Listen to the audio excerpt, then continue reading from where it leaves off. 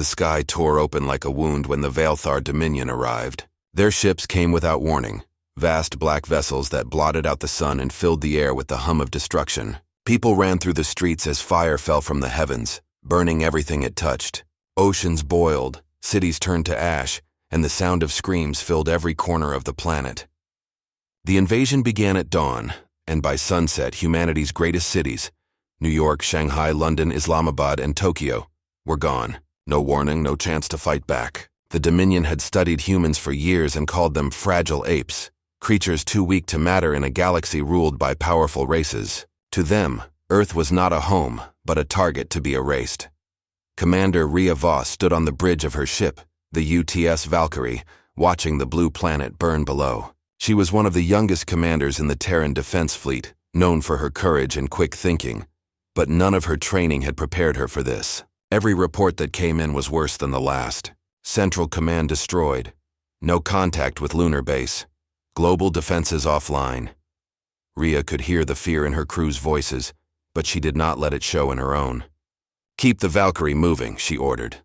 "We can't save Earth, but we can save its people." Her heart felt heavy as she watched the destruction, but she refused to give in to despair. The Valthar ships were enormous, like moving mountains wrapped in lightning. Their weapons tore through human defenses with ease, cutting through steel and firewalls alike. Humanity's missiles, plasma cannons, and railguns did little more than scratch their shields. The Valkyrie dodged debris and enemy fire, its engine screaming as Rhea pushed it beyond safe limits. Down below, she saw escape pods launching from every surviving base, tiny sparks of hope fleeing into the blackness of space. She swore to herself she would protect as many as she could. Then, the Dominion's message came through every screen and frequency. A towering alien figure appeared, a Valthar High Chancellor, his skin pale like glass and his voice smooth and cruel. "Humans," he said, his words echoing across the world. "You are amusing creatures, but weakness has no place in our galaxy. Your time is over." Around him, other Valthar commanders laughed, their faces cold and sharp like blades. They truly believed humanity was finished. Rhea's crew fell silent as the message ended. Some cried, some cursed, but Rhea only clenched her fists. "They think we're weak," she whispered, "but they have no idea who we are." When the Valkyrie finally escaped Earth's atmosphere, the view broke her heart. The planet, once bright with life, was now a sphere of smoke and flame. The oceans glowed red from molten crust, and the moon reflected the fire like a silent witness. Rhea turned away, unable to watch any longer. "Set a course for the Mars colonies," she said quietly. "Gather what's left of our people." Her voice trembled for the first time, but her will did not. Humanity had lost its home, but not its spirit. As the Valkyrie disappeared into the dark, Rhea made a silent vow to fight to survive, and to make the Dominion regret underestimating Earth. The stars ahead were cold and endless, but she knew somewhere in that darkness lay a chance for humanity to rise again. And though the Valthar saw only weakness in humans, Rhea believed they would one day see the truth. That fragility was not failure. It was the strength to endure, to heal, and to fight back no matter how many times the universe tried to break them. That night, among the ruins of Earth, the fire of vengeance began to burn. Weeks passed since Earth had fallen, and the last survivors of humanity drifted through space like ghosts. The stars that once inspired dreams now looked cold and distant. Commander Rhea Voss and the crew of the Valkyrie had joined what was left of the United Terran Defense. Small, battered ships gathered in broken formation, calling themselves the Broken Fleet. Their hulls were scarred, their engines weak and their hearts heavier than ever. They had lost their home, their families, and almost every world they had built. Every time they found a place to rest, the Valthar Dominion found them again. The alien hunters never stopped chasing, destroying every hiding place one by one. Life became a cycle of running, fighting, and watching more friends die. Many began to believe there was no point in continuing, that humanity's story had already ended. Rhea refused to believe that. She sat in the dimly lit command room of the Valkyrie, surrounded by flickering holograms showing damaged ships and broken communications. Her second-in-command, Lieutenant Kane, stood beside her, his face drawn with exhaustion. "We can't keep running forever," he said quietly. "We're low on fuel, low on food, and morale's falling apart." Rhea didn't answer right away. She stared at the glowing map, at the red dots marking Dominion patrols closing in. She finally said, Then we stop running." Kane looked at her like she was mad, but in her eyes, there was something fierce, a spark that had not died even when Earth did. That spark found its flame when Dr. Mira Chen, the fleet's chief scientist, brought strange news. Before the fall of Earth, she had been studying something discovered under the surface of Mars. A mysterious artifact that emitted strange energy. Somehow it had survived the chaos. Mira believed it might hold the key to survival. She called it the regenerative matrix. Rhea gathered the senior crew as Mira explained. "This device interacts with organic cells," she said. "When exposed to it, damaged tissue begins to repair itself rapidly, sometimes even regenerating completely. It's like the body's healing process is multiplied 1,000 times." Kane raised an eyebrow. "You mean it can make us heal faster?" Mira smiled faintly. "Not just faster, differently, better. It's like it remembers what we were before the damage and restores us to that state." Skepticism filled the room, but hope flickered quietly behind it. They had soldiers with burns, broken limbs, and wounds that no medicine could fix. Mira began testing the matrix on volunteers. Within days, the results stunned everyone. A man who had lost his leg grew it back. A woman with crushed lungs began breathing again as if nothing had happened. Even soldiers with fatal injuries woke up alive and whole. Word spread quickly through the fleet. Humans could now heal the impossible. For the first time since the invasion, laughter returned to the ships. Soldiers who had once feared death now looked it in the eye without blinking. "We don't die easy anymore," they said proudly. Rhea watched her people change. They still bore scars, but those scars no longer defined them. They had been beaten and broken, yet they kept moving forward. The Dominion called them weak, but weakness was what had taught them to adapt, to survive against all odds. The regenerative matrix was more than a discovery. It was a second chance. Proof that life could rise again even in the darkest void. One night, as the fleet drifted near the silent rings of Saturn, Rhea stood at the viewport, watching the stars reflect off the metal debris floating around them. She whispered to herself, "They think humanity is dying, but they're wrong. We're changing." Behind her, the hum of the regenerative core pulsed softly through the ship. A heartbeat for a species reborn. The broken fleet was no longer just surviving. It was preparing to rise stronger than ever before. The silence of space was no longer peaceful. It was the sound of waiting for war. After the discovery of the regenerative matrix, humanity began to change, not just in body but in spirit. The fear that had haunted them since the fall of Earth slowly turned into defiance. The broken fleet, once scattered and hopeless, had found a reason to fight again. Their ships were still damaged, their weapons old, but their courage burned brighter than ever. Commander Rhea Voss watched as soldiers trained harder, engineers worked faster, and doctors studied the strange healing power that now ran through human veins. They were learning how to use it, how to push their limits, how to survive what no other species could. Humanity had learned to endure, and that made them dangerous. The first counterattack came near the edge of the Andros Belt, where a Dominion supply outpost guarded a line of refueling stations. The broken fleet struck fast, moving through asteroid shadows like hunters in the dark. Rhea led from the front aboard the Valkyrie, her voice calm but filled with fierce energy. "We move in silence," she said over the comms. "No mercy, no hesitation. Make them remember us." Her fleet appeared from behind the asteroids, and in seconds the quiet of space exploded into light. Human ships darted between the massive Dominion cruisers, firing plasma torpedoes and hacking their systems. They didn't have the strength to face them head-on, but they had speed, creativity, and willpower. What humans lacked in size, they made up for in stubbornness.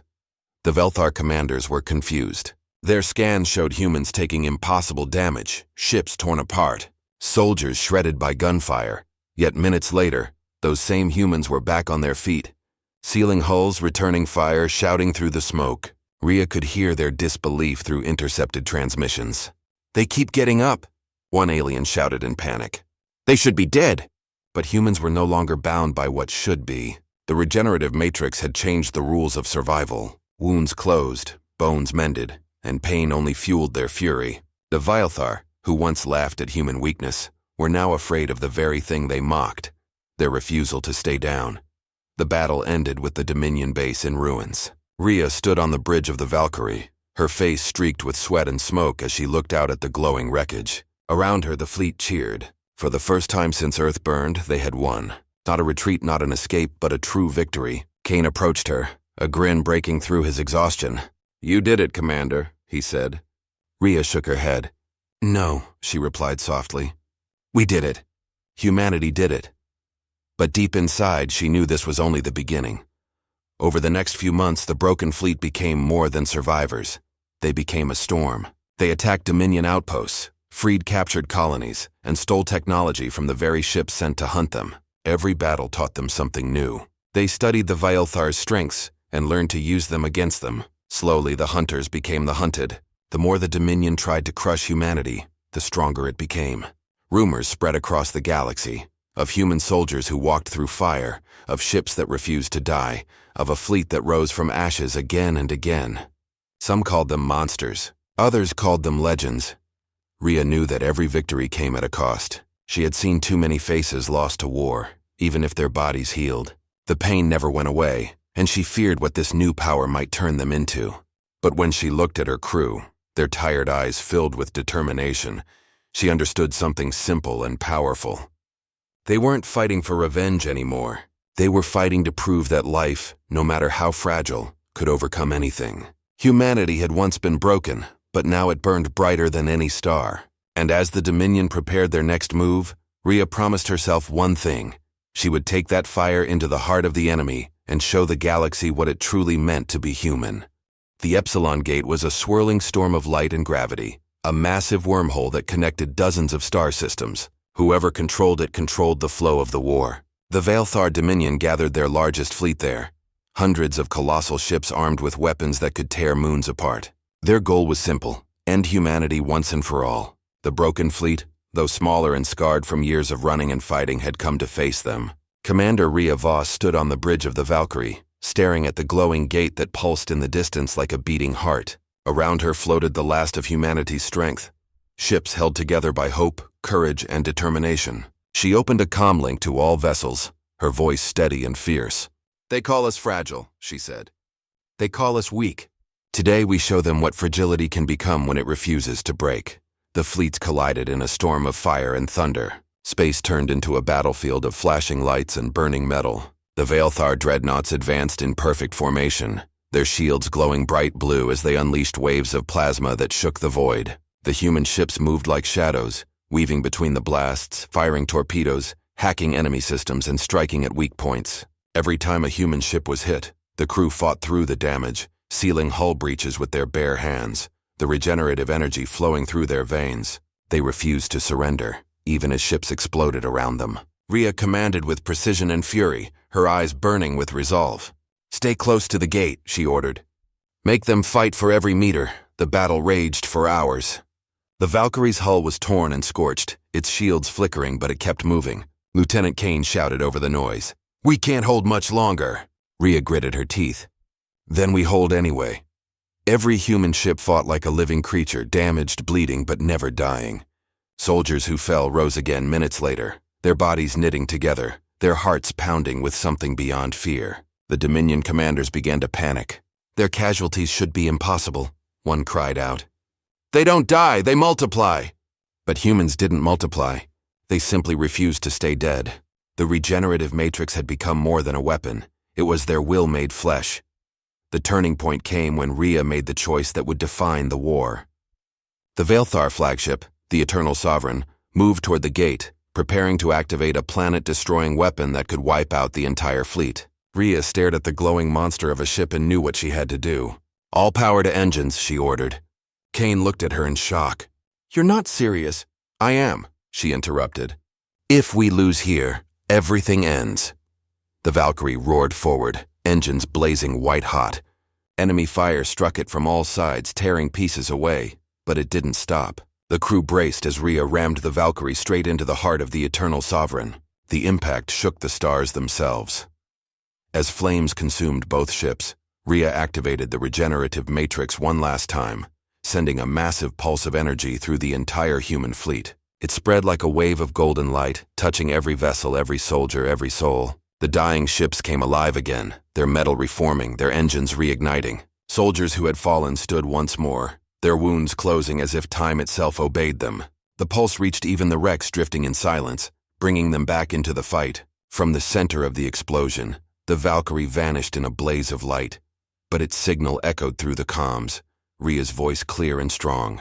For Earth, for humanity. Never broken. When the light faded, the Dominion fleet was in chaos. Their command destroyed, their ships burning, and their enemies, those fragile humans, still standing. The Battle of Epsilon Gate became the day the galaxy realized that humanity was not weak. They were the storm that rose from ruin, the fire that refused to die, and the force that turned death itself into victory. The wreckage of the Epsilon Gate hung silent in the darkness of space. Twisted metal drifted like floating tombstones, and for a while, it seemed as if everything had ended. The Veilthar Dominion's mighty fleet lay in ruins, their flagship torn apart, their command broken. But among the silence, something began to move. Small glimmers of light flickered among the human ships that had been destroyed in the battle. At first, the Veilthar survivors thought it was just the reflection of dying engines, but then the impossible happened. The ships began to reform. Broken hulls melted and reshaped themselves, torn decks sealed shut, and shattered weapons came back to life. The regenerative pulse Rhea Voss had unleashed was still working, spreading through the remains of every human vessel. What had been ashes was now fire again. From destruction, humanity was reborn. On board the Valkyrie's sister ships, crews who had been dead minutes ago began breathing again. Their hearts restarted, their wounds closed, and the golden glow of the Matrix pulsed through their veins. The soldiers stood, confused but alive, surrounded by wreckage that was knitting itself back together. Engines reignited, and ships that had been drifting powerless now moved once more, forming ranks in the burning void. A Veilthar captain watching from a damaged cruiser whispered in disbelief. They regenerated their fleet? He could hardly believe what he saw. Humans who had been crushed, burned, and scattered were now alive and ready to fight again. Then, through the static of broken communication lines, a voice cut through the chaos. It was Commander Rhea Voss, her transmission faint but steady. "This is the UTS Valkyrie," she said. "We are still here." Across the fleet, cheers and tears filled the air. Her ship had been caught in the explosion that destroyed the Veilthar flagship, yet somehow she had survived. Her words carried through every ship, every soul. "You thought we were fragile," she said, her voice calm and filled with quiet power. "But we are the species that breaks, heals, and comes back stronger. We are humanity." Those words lit a fire that no weapon could extinguish. The Veilthar tried to regroup, but their fear had already taken root. The humans moved like a wave of vengeance, striking with fury and precision. Their ships, glowing faintly with the golden energy of the Matrix, tore through the Dominion lines. The Veilthar fired everything they had, but every time they destroyed a human ship, another one rose from the wreckage. The galaxy had never seen anything like it, an enemy that refused to stay dead. What once had been called weakness was now the most terrifying power of all. The Dominion's fleet scattered, their commanders shouting in panic, their discipline shattered. The broken fleet, now reborn as the Phoenix Armada, hunted them down system by system, until the once mighty Dominion began to crumble. Rhea watched from the Valkyrie's bridge, her heart heavy yet proud. The regenerative energy had saved them all, but it came at a cost. She could still feel its power burning inside her, knowing that part of her life had been given to fuel the pulse. She smiled faintly, knowing it was worth it. Humanity had risen from extinction and turned the very idea of death into their greatest strength. Every soldier, every survivor carried that fire now, the will to heal, to fight, to endure. Across the galaxy, the message spread. Humanity could not be destroyed, only reborn. When the last of the Dominion ships fled beyond the Epsilon Gate, the battlefield grew quiet again. What remained of the human fleet floated amid the glowing wreckage, bathed in the soft light of rebirth. Rhea looked out into the stars and whispered, "We're not done yet." Her words were not just for her crew, but for the entire galaxy. Humanity had risen like a phoenix from the ashes of despair, stronger and brighter than ever. The universe had once laughed at their fragility, but now it watched in awe as the species that refused to die took its place among the stars, unbroken and everlasting. Years passed after the flames of war faded, and the stars that had once burned with battle now glowed quietly across the rebuilt skies. The Veilthar Dominion, once the most feared power in the galaxy, had fallen to ruin. Their arrogance had been their undoing, and now their surviving worlds were learning humility under new alliances led by the humans they once mocked. The galaxy was different, scarred, yes, but healing, much like the humans themselves. The name Broken Fleet was now spoken with pride and reverence across thousands of worlds. It had become a symbol of endurance, of strength rising from pain. Commander Rhea Voss was no longer just a soldier. She had become a legend. Her courage at the Epsilon Gate, her sacrifice, and her will to stand when all seemed lost were stories told in every academy, every colony, every home. Children grew up listening to tales of the woman who turned destruction into hope and weakness into power. The rebuilt Earth stood as a monument to humanity's resilience. Its surface bore the marks of the invasion, craters, ruins, and vast scars, but new cities had risen among them, gleaming with light and life. The air smelled cleaner, the oceans ran bluer, and in the night sky satellites shimmered like fireflies. At the center of the new capital stood the Valkyrie Memorial Tower, built from fragments of the ship that Rhea had sacrificed in battle. Her name was carved in golden letters across its base, and beneath it were engraved the words she had once spoken before the final fight. Strength isn't the absence of pain. It's the power to rise after falling. People came from every world, human and alien alike, to stand before that monument and remember the cost of peace.